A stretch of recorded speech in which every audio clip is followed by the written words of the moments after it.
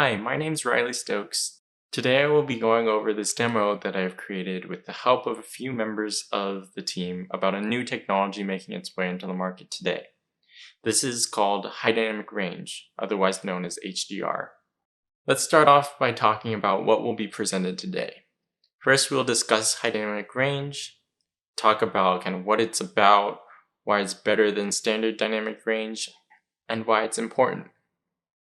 Then, we'll move on to a short intro on how the Zynq UltraScale Plus enables HDR.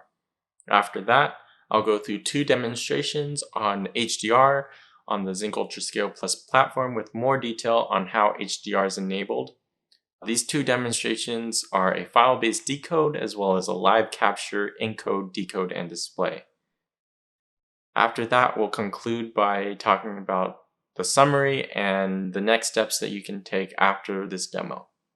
Let's first talk about high dynamic range. In general, high dynamic range enables brighter highlights with more contrast and improves the look, pop, depth, and color over the standard dynamic range standard. This is achieved by using 10 or 12-bit pixels per color, in this case red, green, and blue, and by defining new luminance levels, taking advantage of what the new panels can display. This greater luminance or brightness causes an effect of more contrast. The luminance increases to 10,000 nits versus the 100 nits for SDR.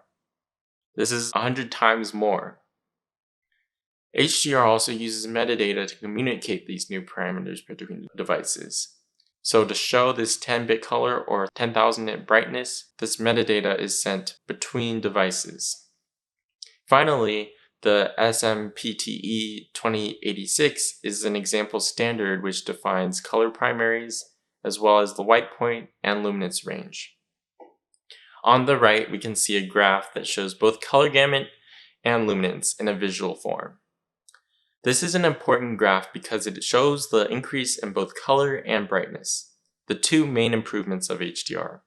On the X and Y horizontal axis, you get the color values, and on the Y vertical axis is the brightness level on a logarithmic scale.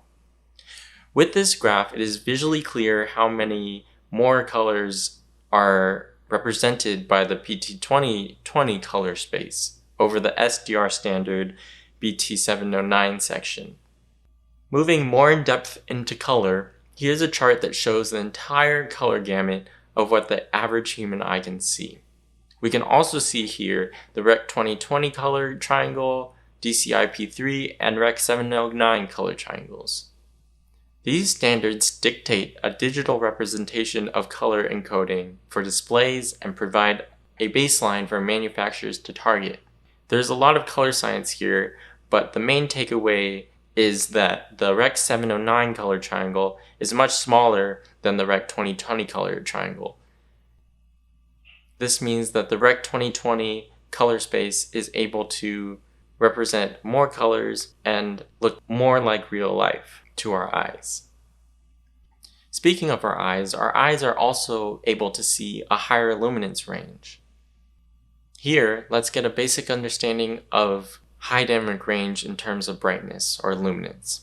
Our eyes are an amazing piece of biology capable of seeing very bright sources as well as very dark sources, being able to change between the two brightnesses relatively quickly, as well as seeing a range of brightnesses very well. In other words, it has a high dynamic range. On a basic level, let's assume that the human eye can see something like a scale of darkness to light like this that we see below. Our eyes can capture light very differently than a CMOS image sensor might be able to. Your eyes are able to capture much more detail in the light areas as well as dark areas at the same time, whereas a camera can only capture a smaller range of that scale. Much similarly, displays can produce a smaller range as well. This is where high dynamic range is trying to improve that range that displays and cameras are able to capture and produce, enabling our eyes to see a more realistic picture coming from the display. So we can see that HDR tries to capture and reproduce colors and luminance that our eyes are capable of perceiving. But how does this equipment communicate these new standards? For example, between cameras, processing equipment, or even recorders and displays. HDR parameters need to be communicated from sources to sinks using metadata in the video stream. Typically, manufacturers will rely upon standards to interoperate with other pieces of equipment in the market. But unfortunately, they don't always agree, especially since the video market has many different use cases. See the chart on the bottom right, which shows competing metadata standards on the video streaming services space?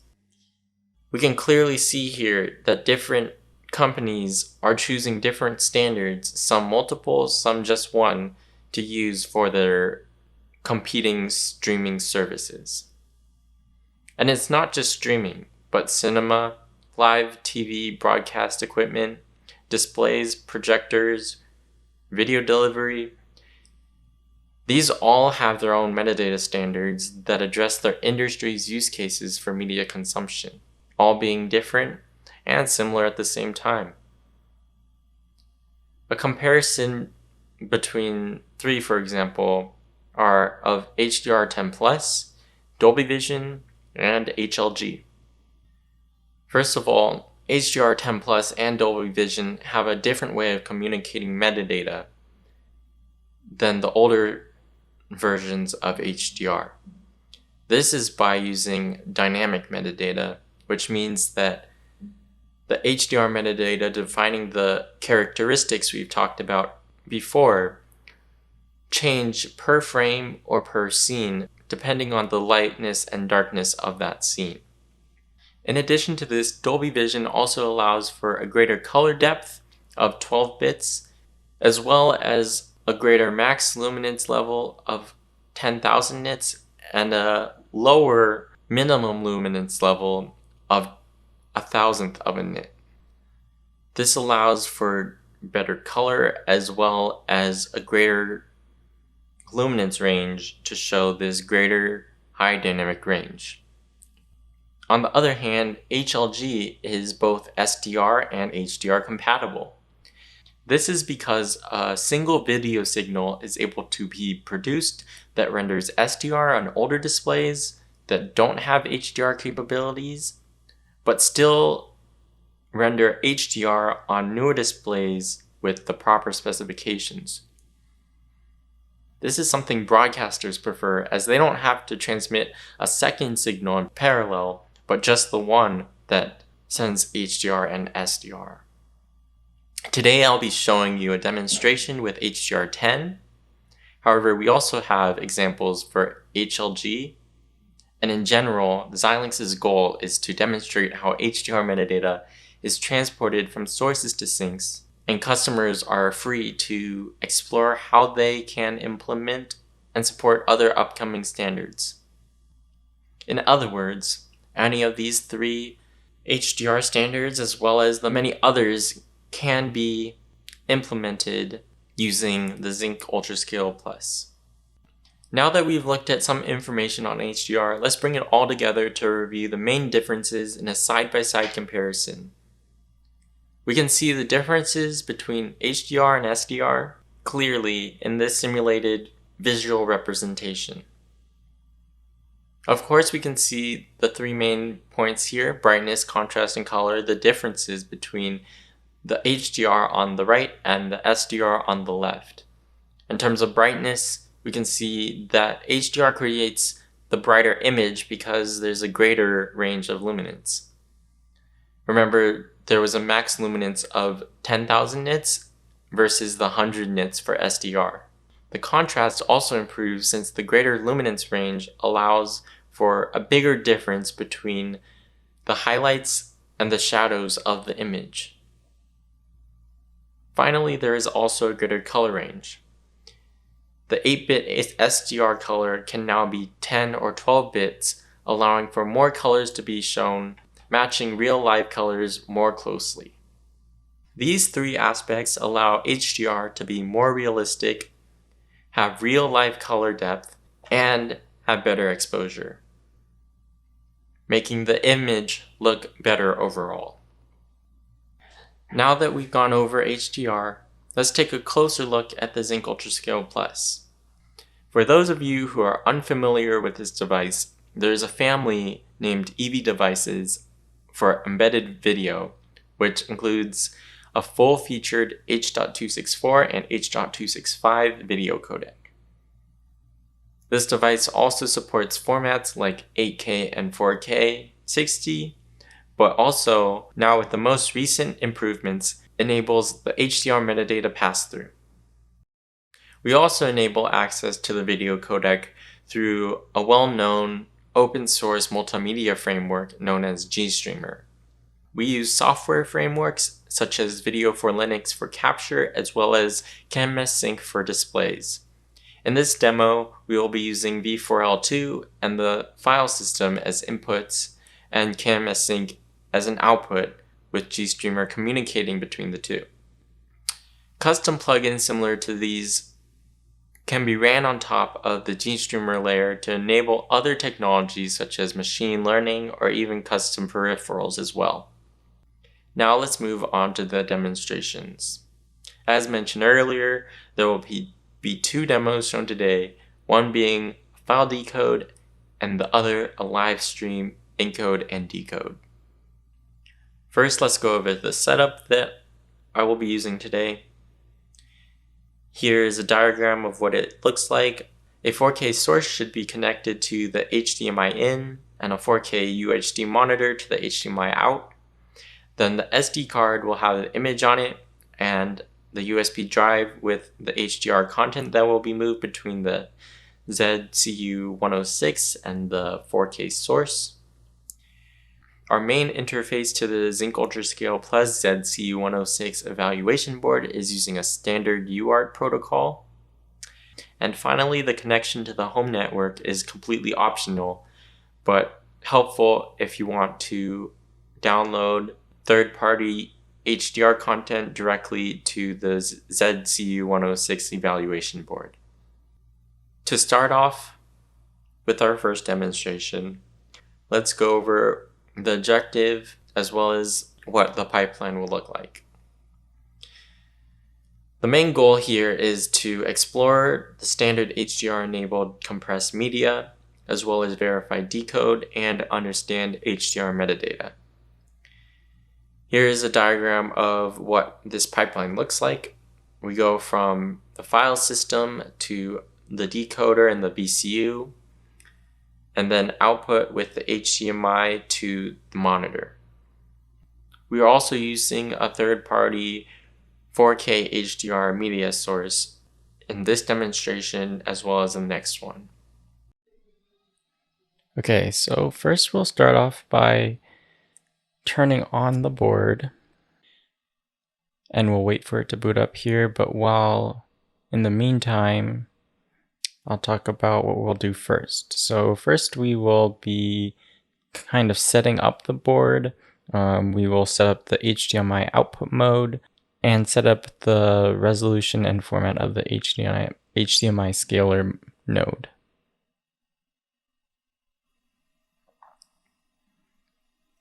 So once this is done,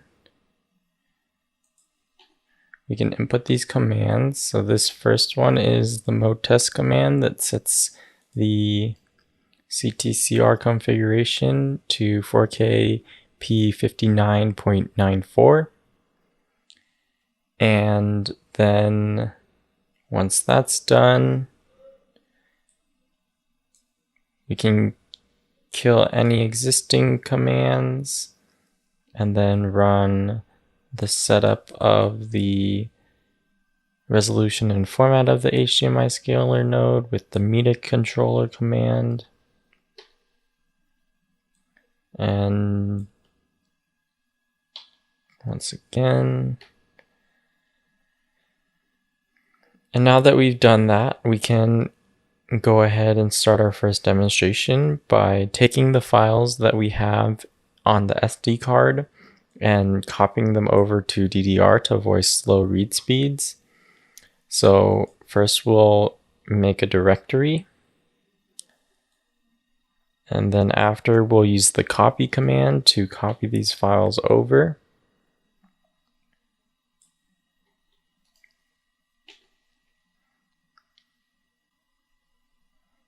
Once these files get copied, we can check and confirm that the file is there. And here we can see the file information as well as the file sizes.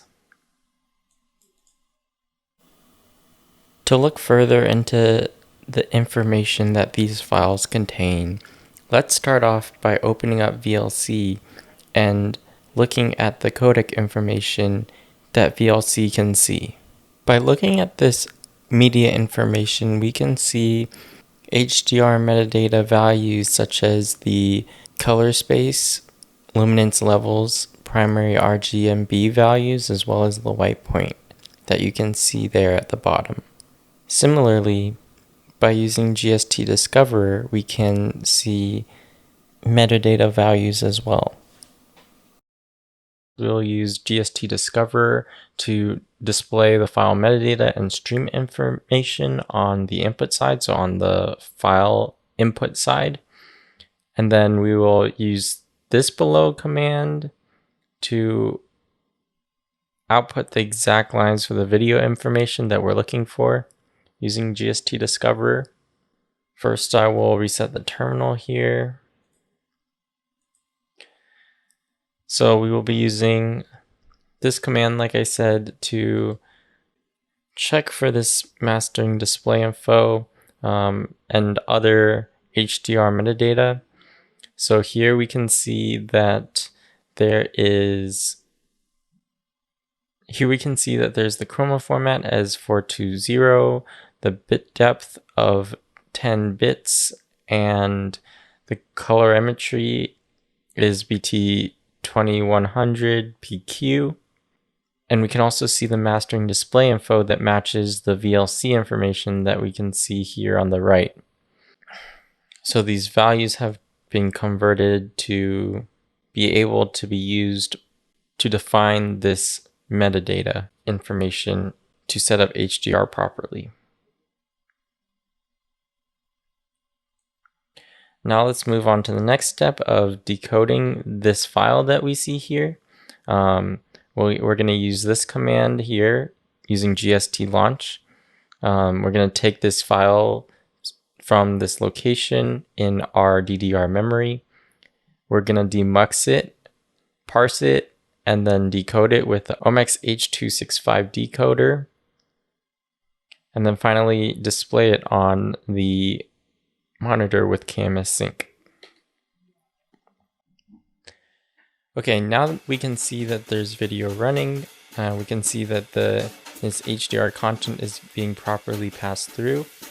We can tell this by checking on the monitor and verifying that the monitor is actually seeing HDR content as well. So if we go in the settings, we can look at the information and see that there's a little HDR notification telling us that this content is in HDR. Okay, now that we've seen that this pipeline works and that we are able to use the Zynq UltraScale Plus to display HDR content on a display, let's move to the next step of looking at how this information is sent to the display to actually configure the display to display HDR. We're going to use mode test to find this information about how GStreamer sends this HDR output metadata to the output side. So here's our DRM mode test command. And we can see here the values that are being produced. These are the metadata values that we saw earlier defining the parameters, but instead the same data is represented in a different way and is being loaded into the display versus coming from the file. Okay, now that we have completed our first demonstration, let's expand on that by expanding the pipeline so that we can examine more of the details that are happening with the transmission of HDR metadata. Here, our objective is to verify the HDR encoding, decoding, and display of a live video source. We also want to understand the basic flow of the HDR metadata using GST launch once again. This pipeline, as I just said, is an expansion of the previous demonstration. So here we will be taking an input from a 4K video source. The HDMI RX will take that source and send it to the encoder. Then we will decode this information and output it to the monitor through HDMI. Okay, now let's move to this demonstration again. Okay, for this next demo, we will be using this pipeline here, which is another GST launch command. Here we can see that we're using GST launch, and then we're taking the raw video coming out of our 4K source, encoding it with the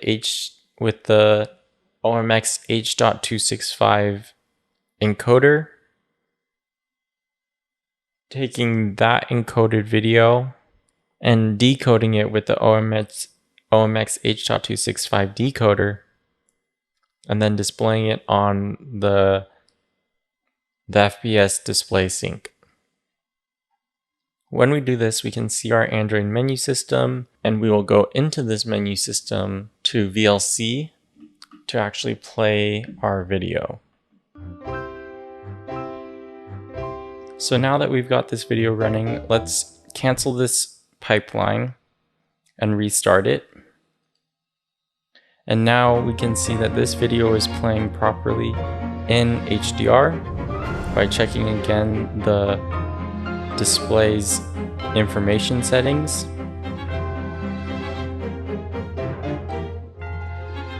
And we can see that our 4K source is able to be encoded and decoded on the Zynq UltraScale Plus and then outputted to the display, all in 4K HDR video.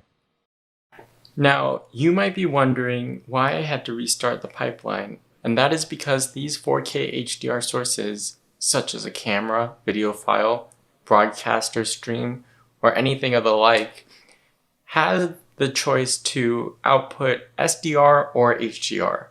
For example, a gaming console may output SDR when it has its menu system open, but when a game is played, it might switch to HDR depending on the game's capabilities.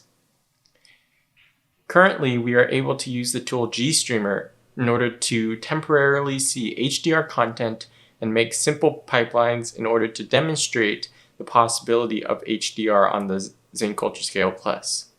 Since we are using this tool in the form of GST launch, we have this pipeline that is already created, and when it sees HDR metadata, it can't reestablish this information.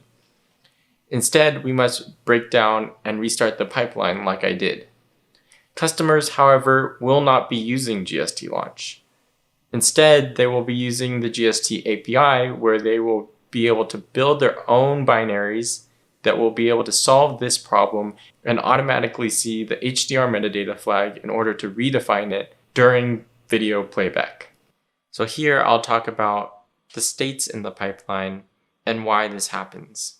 First of all, there are 4 states: the null, ready, paused, and playing states that a pipeline can go through. The null state is the initial state. The ready state is the state where the pipeline is prepared to be paused.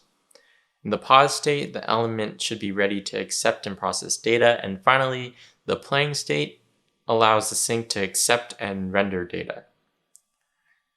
It is in this playing state that the HDR metadata is exchanged and defined, and also why I had to restart the pipeline to show this HDR metadata. So when we first start the pipeline, we are in an SDR menu system. This means that there is no HDR metadata when the pipeline starts and gets created. Since the exchange only happens at the beginning of the pipeline creation in the playing state, when you start the HDR content, the metadata with light points and color space does not get updated. However, when you reset the pipeline while the HDR content is running, now this metadata does get exchanged during the pipeline creation and everything is set up correctly. I will show you that again to hopefully help you understand this process by using GST launch with GST debug this time. So first I'll start off in the SDR menu again. Here we will use the GST debug to debug this file and create an SDR debug text. I'll start this pipeline and it'll create this text file, and we'll look at the mastering display info that gets created by this text file. As we can see here in this mastering display info, there is no information, or all the information is zeros except for the color primaries that had to be set for SDR. But all the HDR information is not set. Now if we do the same thing with HDR running,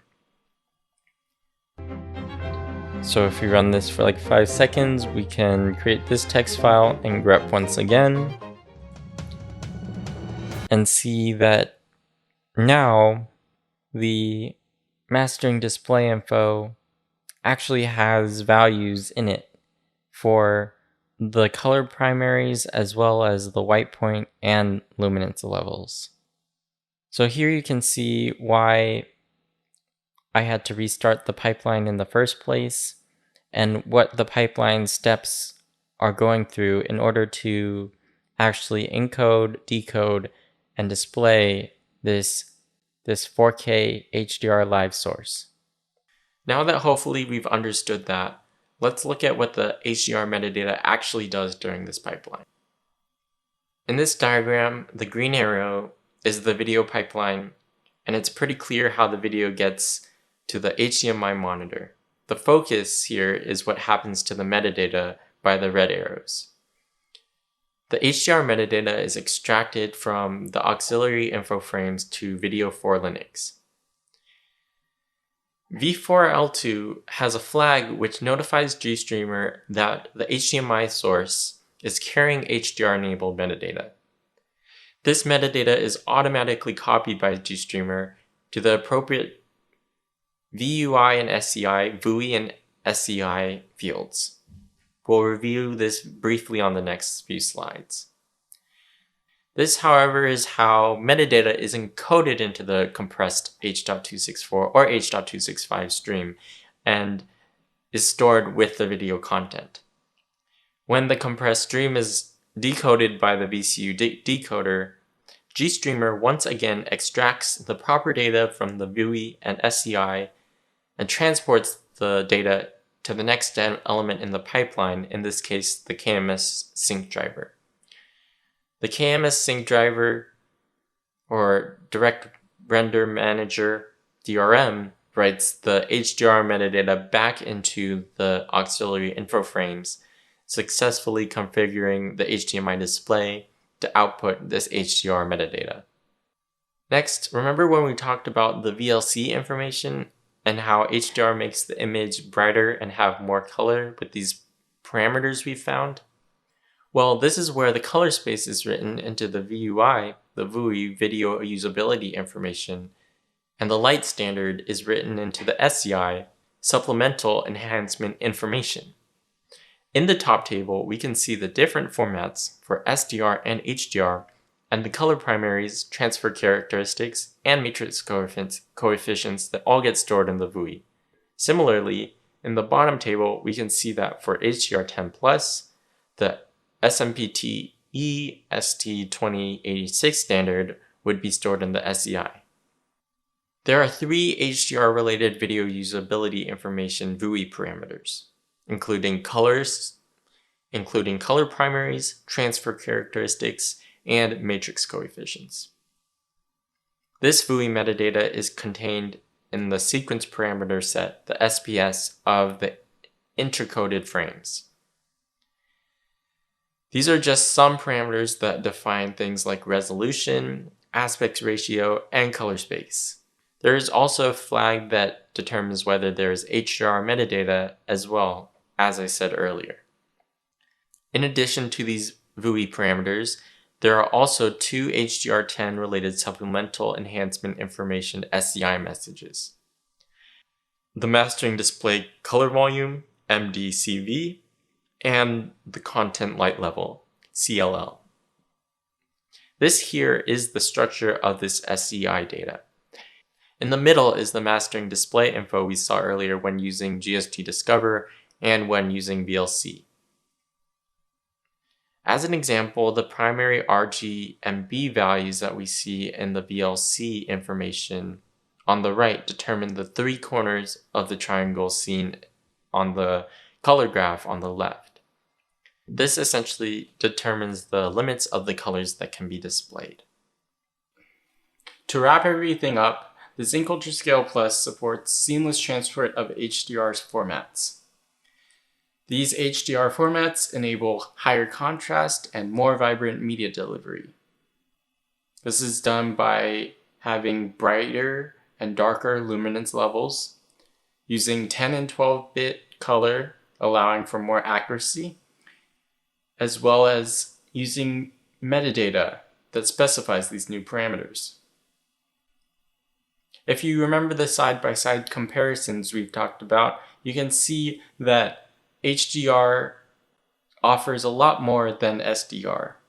One of the reasons why the industry is moving to this new standard. Finally, if you wanted to learn more or do this demo on your own, you could review the VCU TDR for more designs supporting HDR10 and HLG formats, as well as contact your local Xilinx sales representative for a live demonstration or more information. Here you can find the Zynq UltraScale Plus TRD confluence and some of the example design modules that support versions of HDR in the HLG and HDR10 formats.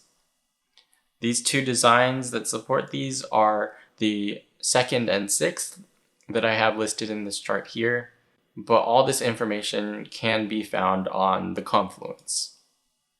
Finally, if you would like to learn more, here are some extra links to expand your knowledge on HDR, as well as links to HDR content on the web. Thank you so much for your time. I hope you enjoyed this demonstration.